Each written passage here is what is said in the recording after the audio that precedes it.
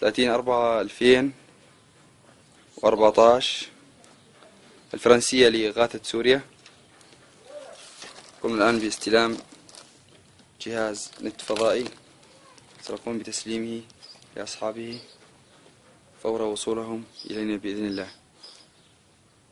وهذا أحد المستودعات التابع لهذه الجهة.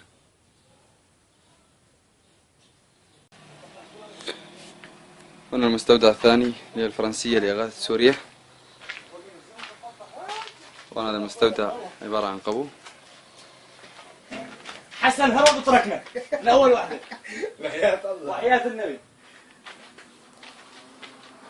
بسم الله الرحمن الرحيم. 30/4/2014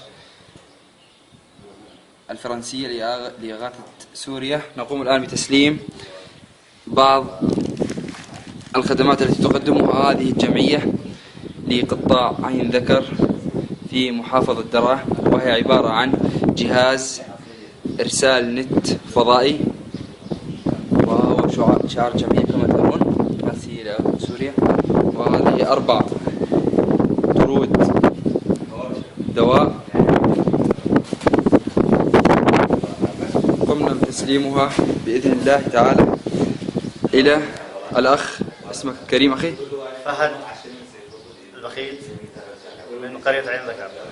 أخي الأمانة هي عبارة عن 4 طرود وجهاز نت فضائي. هل استلمت أمانتك؟ استلمناها إن شاء الله بشكل كامل. ماشي، شكرا لك أخي الكريم. كان معكم حيان الجنوبي.